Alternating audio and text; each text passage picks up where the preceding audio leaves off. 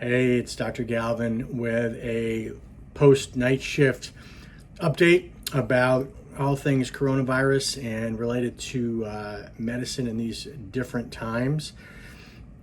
It's been a tough couple days here at our hospital. We have seen incredibly high volumes, lots and lots of COVID patients. Our hospital is completely full. Last night, I've worked here for off and on for over 15, maybe 17 years, and I've never in all that time ever seen the hospital completely full where every patient that needed to be admitted needed to be transferred someplace else because there was literally no beds in the inn. Now, it's gotten close to that in the wintertime before, but that's when we expect. This is the summertime. This is not when this is supposed to be happening. We are seeing a lot of COVID patients, but also a lot of other people are really sick, pneumonias and cardiovascular disease. I think that some of this may be related to people, not sort of taking care of themselves during the first, 6 months of the year because they were afraid to come to the hospital, afraid to go to their doctors. And now we're sort of seeing the sequelae of that, where people are getting really, really sick, with problems that maybe had they been better managed for the last 6 months would not be such a big deal. I want to talk a little bit about these sort of numbers. We're seeing some numbers across the U.S. that seem to indicate dropping numbers, but then we're seeing college campuses closing down. And, I think we need to talk about these super spreader events. Now, what do we know? I talked yesterday about or 2 days ago about the fishing boat that 85% of people got infected within 16 days because they were in close proximity. Super spreader events are things like big mass gatherings. And I think an interesting one to watch is the Sturgis Motorcycle Rally. I don't know how many people went this year. Normally it's about 500,000 people. And they did some cell phone data tracking. And basically, the people that were at Sturgis this year have now gone back to their homes. And there's somebody who's been at that rally in someplace like 60 or 70% of the U.S. So you can see where if you have a mass gathering and you have a lot of people that can get exposed, and remember about the progression, you get exposed and then, you may not have symptoms for a week or so. That virus, as it's replicating, you're getting more and more contagious until you finally develop symptoms. Well, you have a big event, everybody gets together, they give it to each other, and then they go back to their homes, and now each one of those people is their own little nidus of infection, and that, they can give it to the next 5 people, and then that's where clusters are made and outbreaks are made. They're already tracking a number of cases back to that Sturgis rally. But, there's a wedding in Maine that I think they had 150 guests that they weren't supposed to have, and 25 of them got sick, and one of them has died.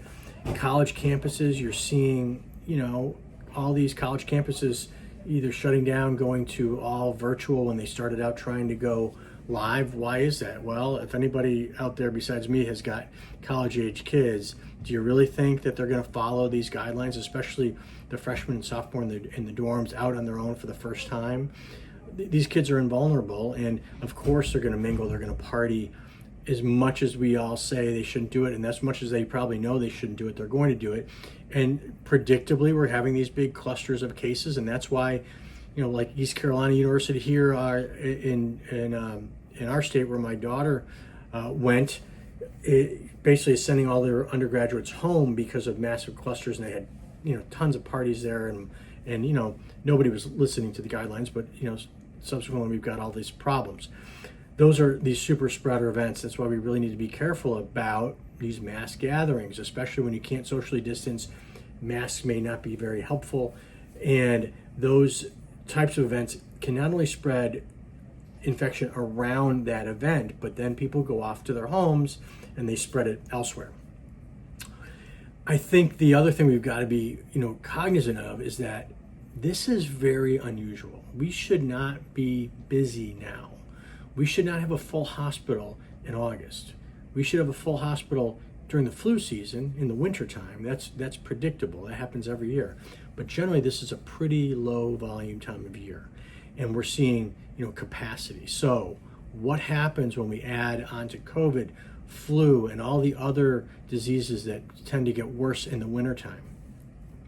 we're talking about, potential for real disaster in terms of healthcare and in terms of just, sort of keeping this epidemic under control. I think that the English Academy of Medical Science has made a couple predictions for what may happen in England, and I think England has had like 45,000 deaths so far. I'll have to confirm that, but anyway, they have a prediction that between September of 2020 and July of 2021, if the second wave of this hits as some models predict it might, in England they could see 120,000 deaths, which is significantly more than they've seen now. We have to be careful. When Spanish flu came, there was a first wave of infection that was, was bad, but it wasn't really that bad. It was very similar to what we're experiencing now, but then the second wave came through, and that was the wave that really killed a lot of people.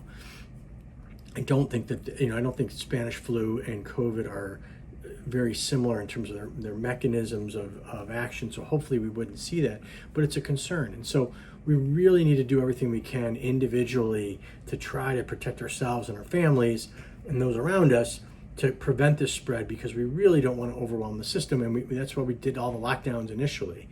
And again, it's a little bit scary to my mind when I walk into the hospital and I'm told that there are 0 beds in a hospital that has hundreds of beds, and we have to transfer out everybody. And if that's happening to us, then all these other hospitals are going to be experiencing the same thing. And then when you hit capacity, what do you do then? And that's a scary thought. That's something in my entire emergency medicine career, 25 years, I've never had to deal with. I've had to deal with, going on diversion in where I was working in big inner city hospitals. But there were, we would divert, and the next hospital would take everybody until we calm down, and then we'd reopen. But if everybody is slammed and everybody is at capacity, we're really going to have trouble. So anyway, everybody, please throw the politics aside. Follow some common sense, wear your mask, wash your hands. Let's look out for each other. Let's get through this whole thing. We don't have to go down these worst case scenario rabbit holes if we just take care of each other. I'm going to stop it here. As usual, wear your mask, wash your hands, take care of yourselves, take care of your families, take care of those around you. Subscribe to my channel, like us on Facebook. We're putting out more content as we go along. Also, if you guys have, topics you want me to cover, put it in the comments, or send me a message through our website, and I will try to do my best to cover it. I sometimes am at a loss for topics because, there's lots of things out there, and I don't know what people are really interested in. So please message me and let me know, and I will do my best to accommodate any requests. Everybody have a safe day. I'm going to bed. Good night.